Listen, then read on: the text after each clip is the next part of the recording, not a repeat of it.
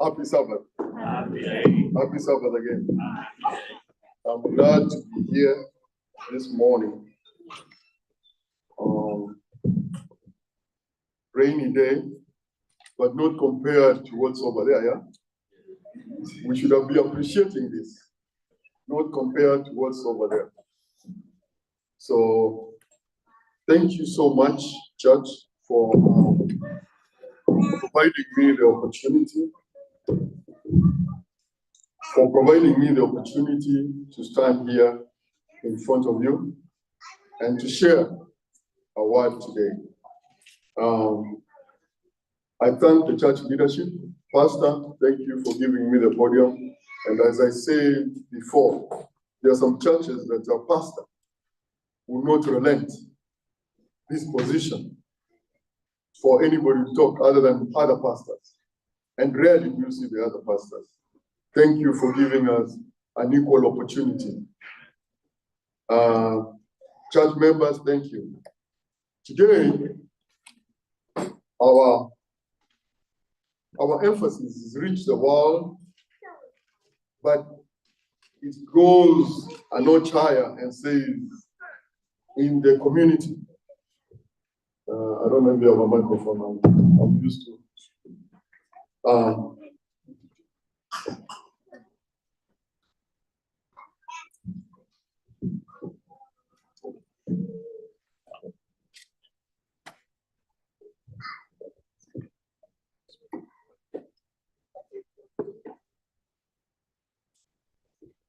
Yes. You hearing me? Yes. Yes, thank you. So, standing here gives me an opportunity. The topic is reach the world, but reach the world is at the bottom. We are going a notch higher, which indicates that, which says in the community. What's the community for us? What's around us? The neighborhood where we live, the church here is a community. The school where we go is a community. The work where we go is a community. Walmart is a community because you meet people there.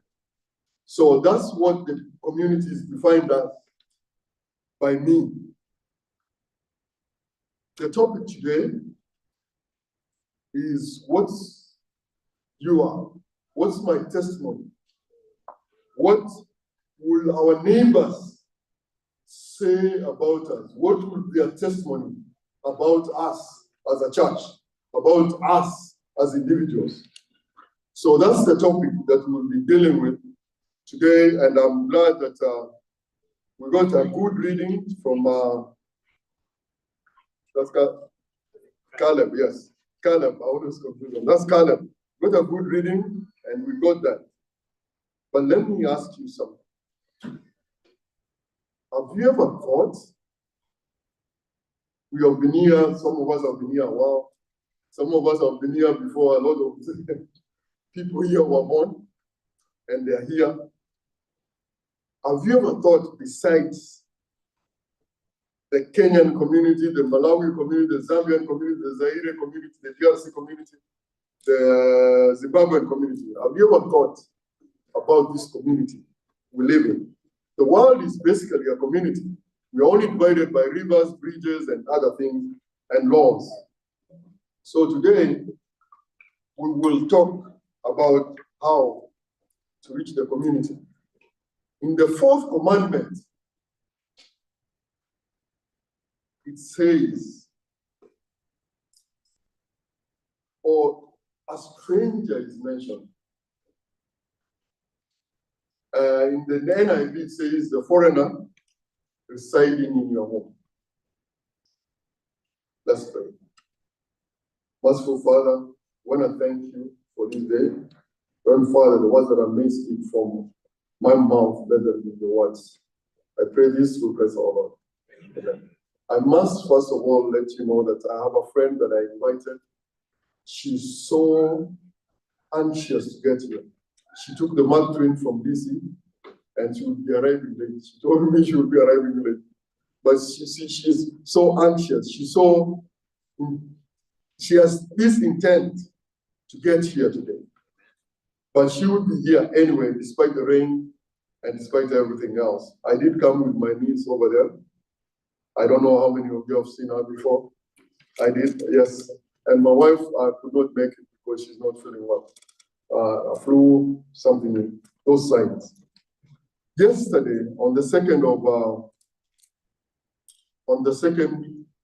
of May, that's 2 days ago, this article popped in my face. It's from Political magazine, is an online magazine, and it talks about a congressman in Newark, New Jersey. He's been a congressman for a time. A man, his name is Ronald Payne. And this is what it reads at his memorial. This is what the reporter captured. Ronald Payne, in the House floor in Congress, spoke at every opportunity he had, but he kept it to 1 minute. He kept it to a minute each time. Never went beyond a minute. And his 1 minute speeches became famous. He became a celebrity because of his 1 minute speeches. The then minority leader, that's when the Democrats were minority in the Congress, says of him that Donald Payne didn't seek glory. It's up to us to tell his story. It's up to us to tell our story. It's up to me to tell my story. If I do not tell it now, nobody else will. So in the time, Cory, I don't know if any of you know Cory Booker. Cory Booker is a senator from New Jersey, was a mayor of Newark, New Jersey at some point. There was a recession in 2006, 2007. Big recession. Cory Booker, a young man, had become the mayor of Newark. And he had been given this spreadsheet. It had numbers, huge numbers. Where do you cut and where do you not cut?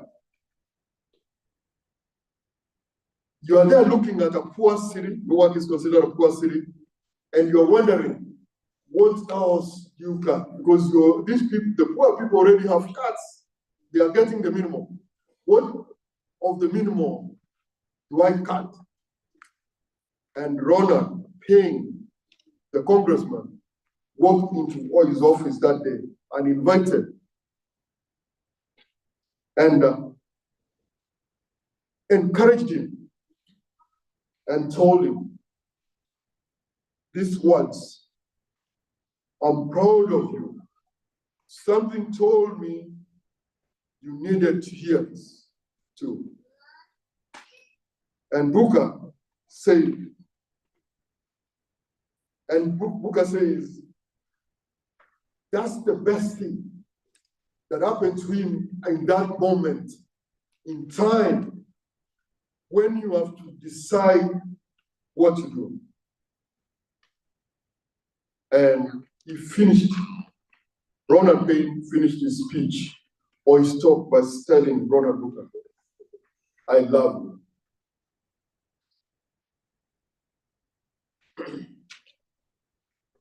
The fourth commandment talks about the stranger. I love these stranger stories because they bring something to me that I seem to like. There's that stranger within the house, the stranger within your home. Who is the stranger? The stranger is normally somebody you don't know. I often ask myself, why did God include a stranger? Because let me tell you, He expected you and me to look after or to talk to the stranger, to take care of a stranger. We cannot be in here not talking to strangers. We cannot reach the community not talking to strangers.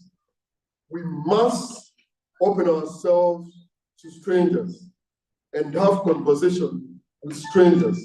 How do you start your conversation? I do not know. But we must have the ability or the incline to talk with strangers. Why do we need to talk to strangers? Because these strangers God talks about in the commandment are the people that you are going to tell about the goodness of God. They are the people you are going to tell about the love of God. How do you tell about the love of God? It's your testimony. It's my testimony. Let me tell you something. My father went to the U.S. Embassy yesterday, Friday. My father is very forgetful now. And we were worried that he would go there and he's asked, what's your son's name? And you know, it's easy to forget. And we were not sure that he would get the visa. We were not sure because we don't know what those people are. We know the questions they ask, but we didn't know what our dad would answer. But he did get a visa. He did get a visa. So those are the victories we are supposed to be counting every day. Look back as the prayers come on, pray the prayer. Look back. Let's count our blessings. Let's share our blessings. My father getting a visa to somebody else might be saying, oh, si huyu angekuwa nini green card, angekuwa amenitengezea green card. Ama huyu sasa nini anatuambia. But to me, it's a big thing. The big thing is not that I could not apply for him. The big thing was he remembered the person who sent the mail. He sometimes struggles to remember the names of his grandchildren. He doesn't remember them. He will ask me, and how is the girl doing? How is the boy doing? He will ask them. He will ask her. He doesn't ask my wife how is they doing. Almost what you understand? So those blessings are the ones that I count on my side. Are you counting them? Are you sharing them like I'm sharing without fear? Those small things make a lot of sense to those of us who are challenged in many ways. The love, I love you, that Ronald Payne told Cory Booker, Senator Cory Booker, meant a great lot to him. If we do not share the word of God, if we do not share about the love of God, if we do not do anything, think about Mordecai. When he had sent a message to Esther, to tell Esther, look, I've got this note here. The king, the governors have come, and look, they want to eliminate us, the Jews. And Esther, being a queen over there, was reluctant. And she sent a negative message. And she's kind of saying, I'm paraphrasing it for the sake of time. She kind of said, I cannot wait. The king, you cannot reach there. You will be killed before you get the king. And if you read Esther chapter 4, verse 14, Mordecai responded and told her, for if you remain silent at this time, relief and deliverance for the Jews will arise from another place, but you and your father's family will perish. And he continues to say, and who knows? But you have come to your royal position for such time as this? Have you ever thought of yourself for such time as this while you are here in this country, when churches are closing, the 7 days churches are empty? I don't know if you have had the privilege. I've lived here long. I've had the privilege of living here long. And I've seen the trend declining. If we drive today from here and go to a white church, outskirts of this city, half of it, not half of it, almost a moment, there will be probably 4 members. I was in West Virginia for 4 years. The church I went to, how many of us went to church? We were just about, when we had 10 people who were like, oh, the church is full, a 300 pew church. The time such as this, have we evaluated ourselves while we are here? We must do that, because the missionaries that came and brought this word sacrificed a lot. We are in turn here, and maybe that's why the Lord brought us here. As a matter of fact, it's true, because if you look at even the Black Alleghenies Conference, Conference, statistics are amazing. I don't have them officially, but I know by observing. The majority in Alleghenies Conference are Jamaicans. Am I lying? And then people from the island. Jamaicans lead. Jamaica is the biggest island, so they are the majority here. Most of them, and there's more influence, Seventh-day Adventist influence in Jamaica more than the other islands. Jamaicans feel a lot of these churches. The Black people you see in those churches, most of them are immigrants from Jamaica or children of immigrants. The church is dying. For such a time as we are here, are we reaching out to our friends at work? I was one time, I worked in DC, and this lady asked me, I was reading a book, a physics book, because my son was in high school, and I wanted to see, I had borrowed a textbook, a physics book, so that I could see what they are learning, and then I could use it, because, you know, the way we learn at home sometimes is a little different from here.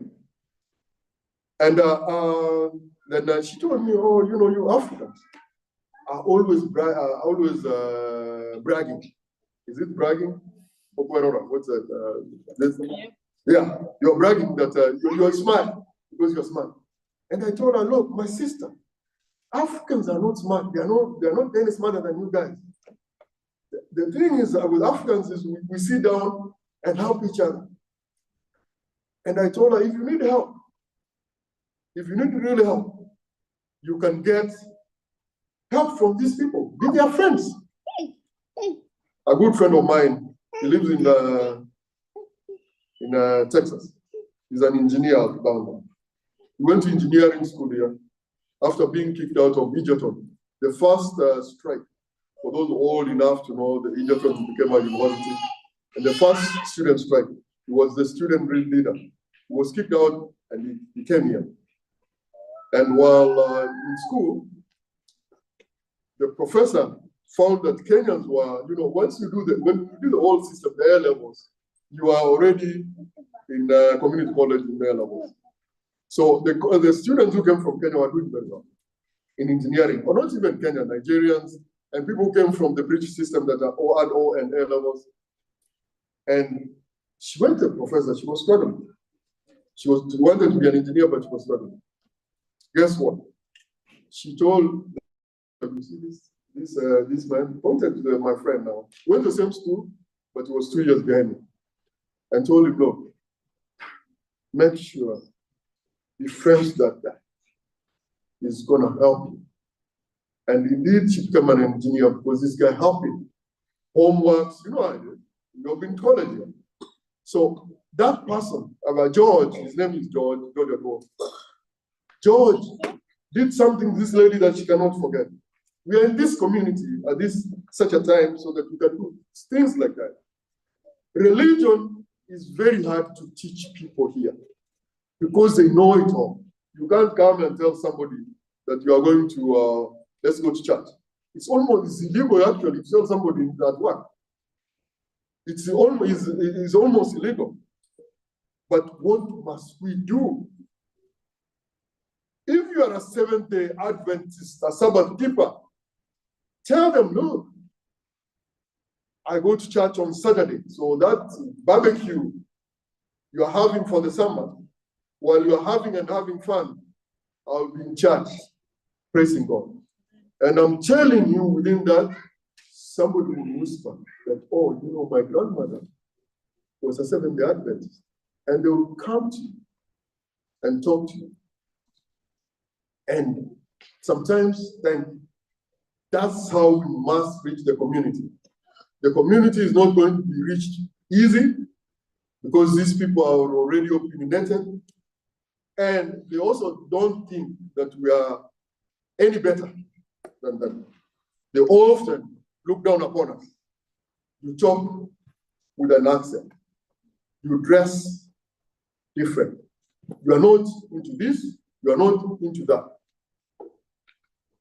But that should not put us down. We must, every day, endeavor to do it. If we don't, then somebody else will do it. The slave girl, remember the slave girl, the Naaman story? The slave girl was a slave. She had a choice of keeping quiet. But she shared about Christ. She shared about God, about Christ. She told Naaman, look, there's a prophet of God over there in Israel. And Naaman listened.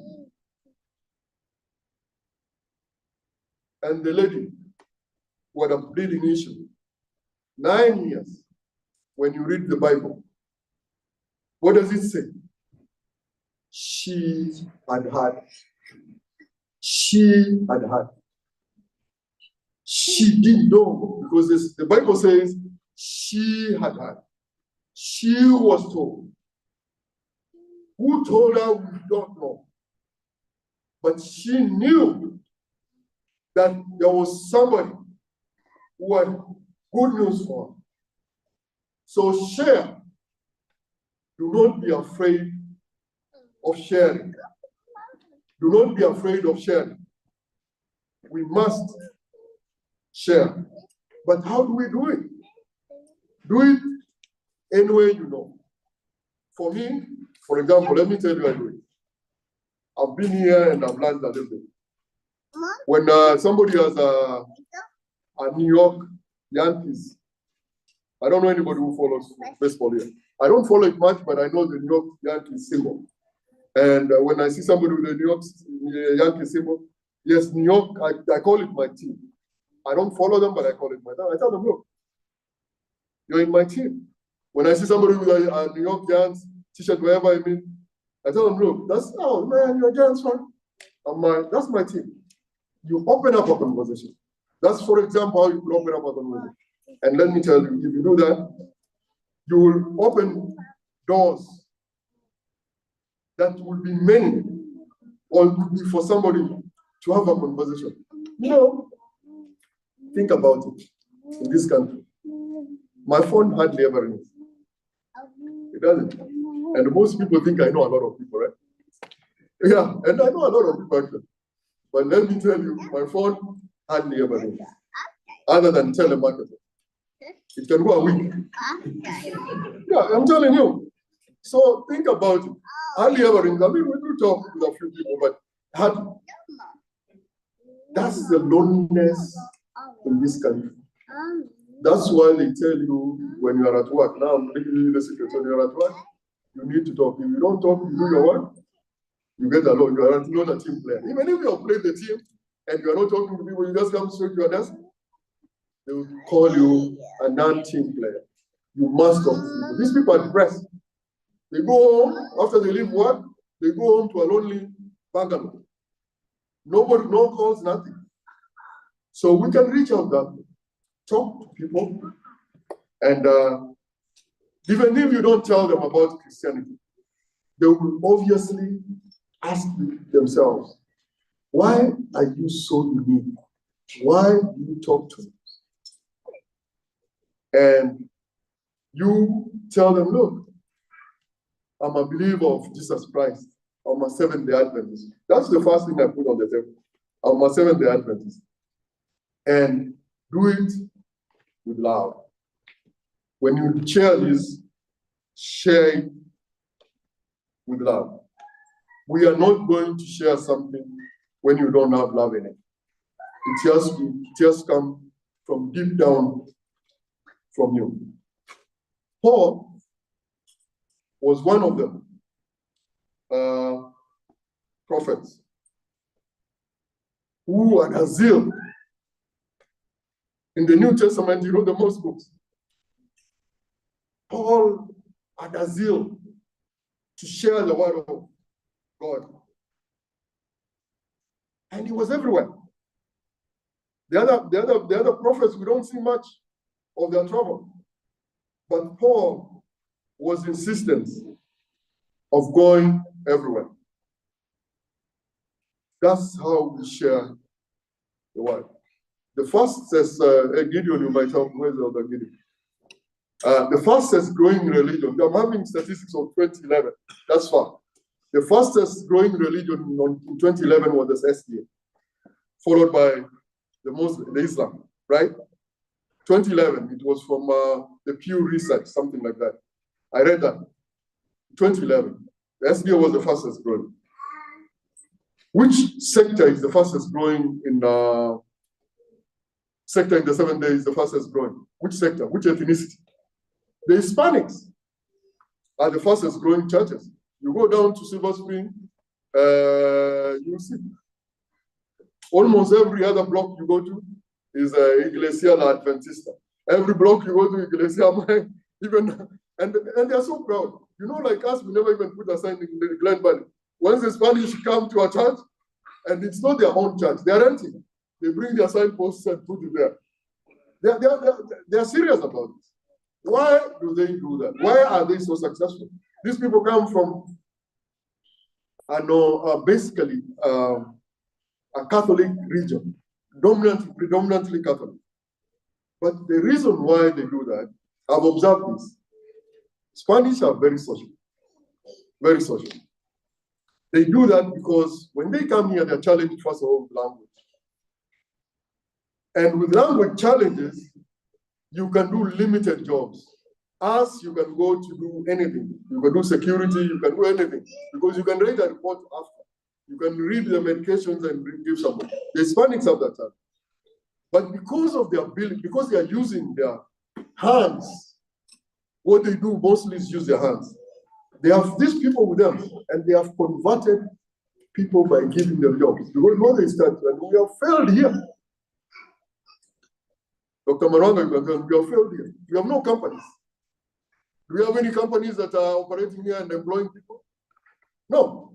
When you go to Spanish, you go, they have companies that employ people. So when you are coming from down there and you cross that river over there, you come here, you're almost, you know where you're going, you know what the opportunities are. That's how we will reach the people. We need not to be afraid of reaching out. Paul did more. I love Paul, but I'm going to talk paraphrase myself from Corinthians 13, chapter 13. I love that. I use it all the time I preach. Paul says in Corinthians chapter 13, to be very precise, he talks of the greatest when you encounter something. Paul talks of the greatest. What's the greatest? Of them all, he talked about love. That passage is all about love. A lot of weddings, that's where the pastors read from. All you must love is what, love is everything. Paul talks of three things on verse 13. He talks of faith. He talks of faith, hope, and love. Faith, hope, and love. Abraham had immense faith. Hope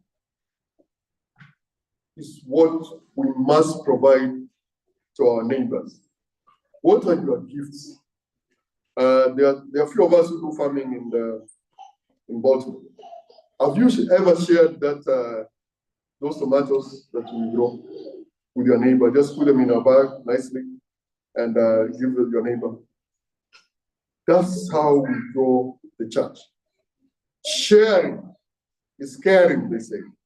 But sharing builds a relationship that's very strong. People will see that you are unique in many ways, because these days, I was talking to a friend of mine, these days, Adventists don't look Adventist, and I talked about it here. Adventists don't look Adventist, especially on the ladies' side. I'm not saying the men are any better, but especially on the ladies. We grew up in a different world. When I grew up, it was a different world. The dressing was different. There was no ornaments, there wasn't anything. You could walk anywhere and spot a Seventh-day Adventist.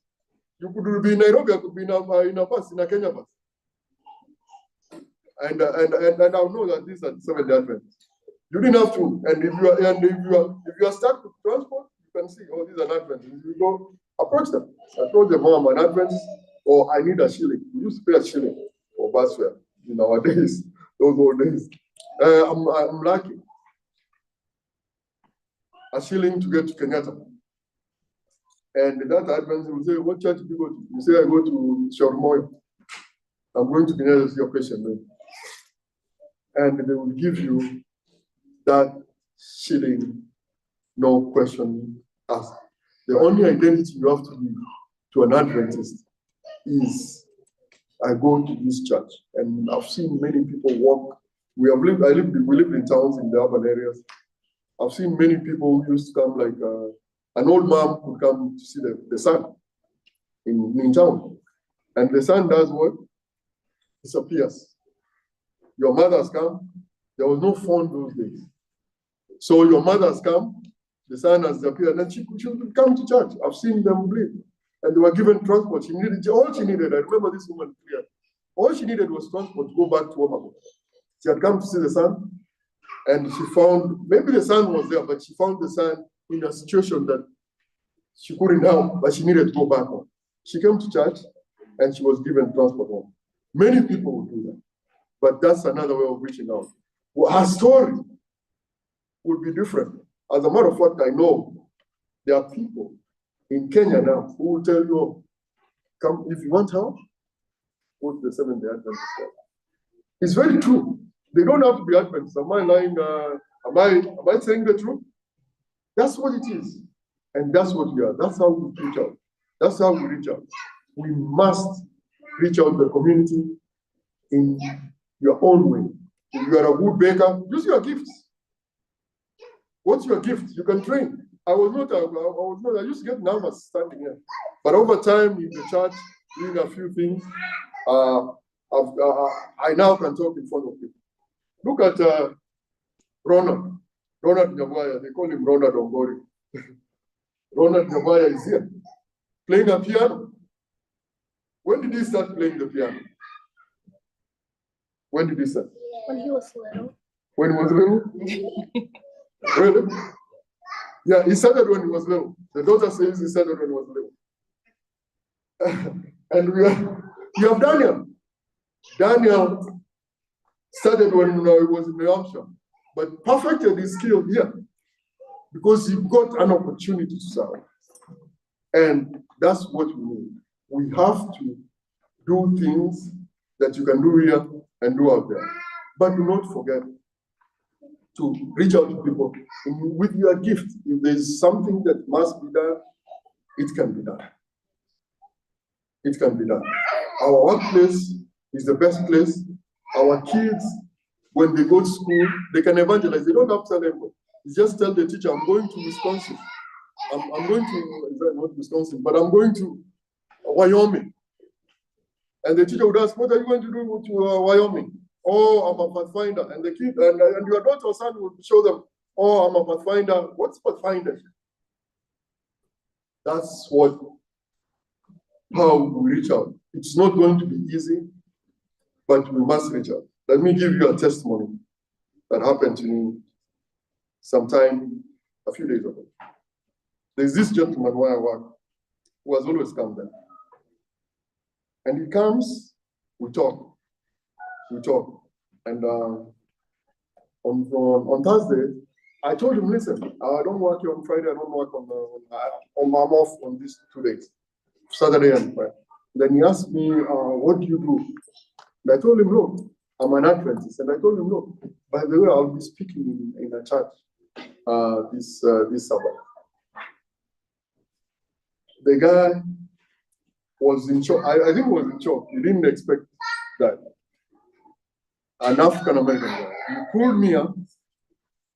He pulled me up and told me, my brother, something has been speaking to me about you. I don't know what was speaking to me. But he hugged me and told me, you're doing a good.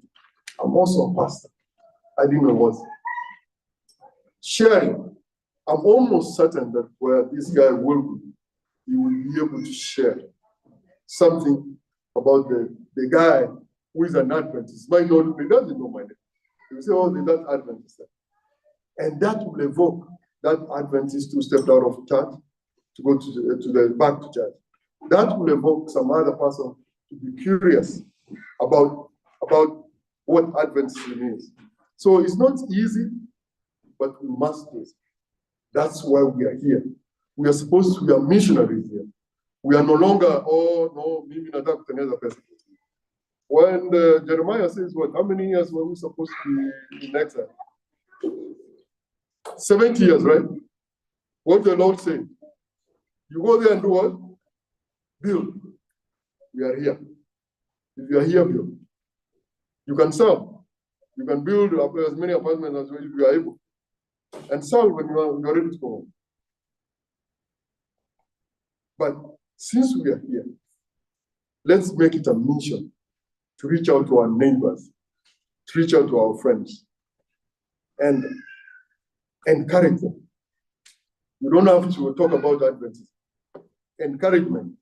Give them hope. If you have love, then you will do it in humility. You must be humble. You cannot be anything. But you must be humble.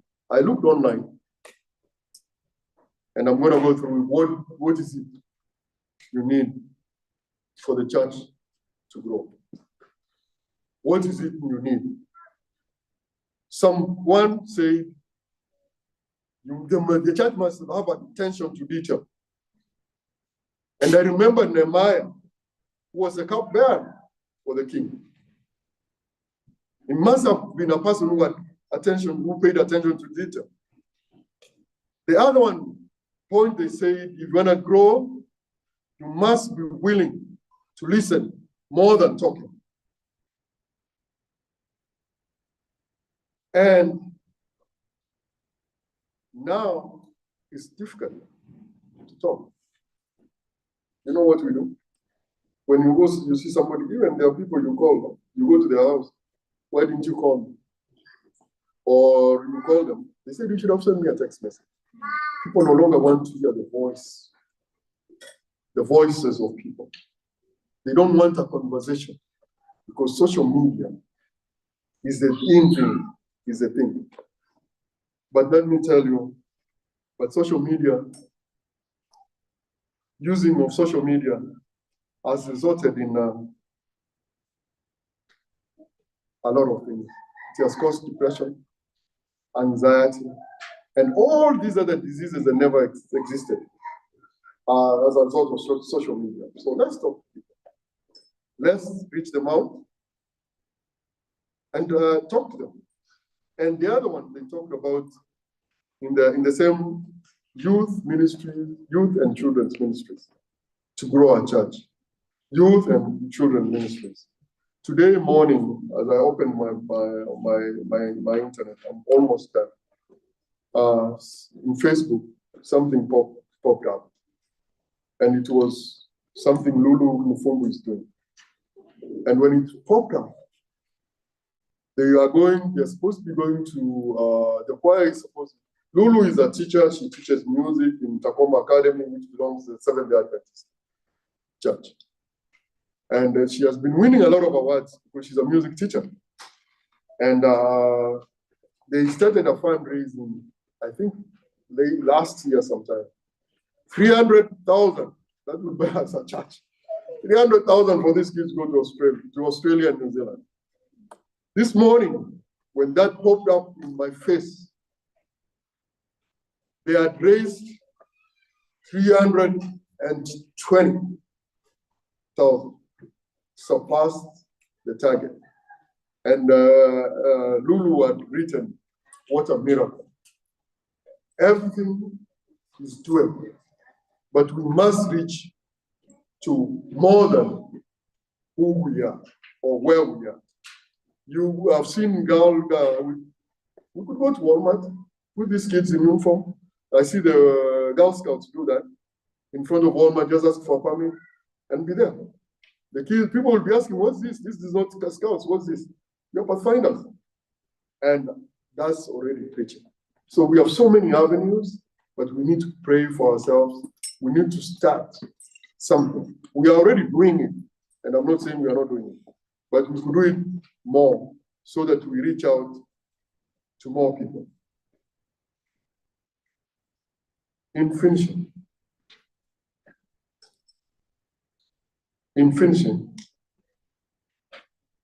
I would say I've talked much and you have listened. When you go home today, go home with love. Just remember, I didn't anything else you learned today, anything you learned today.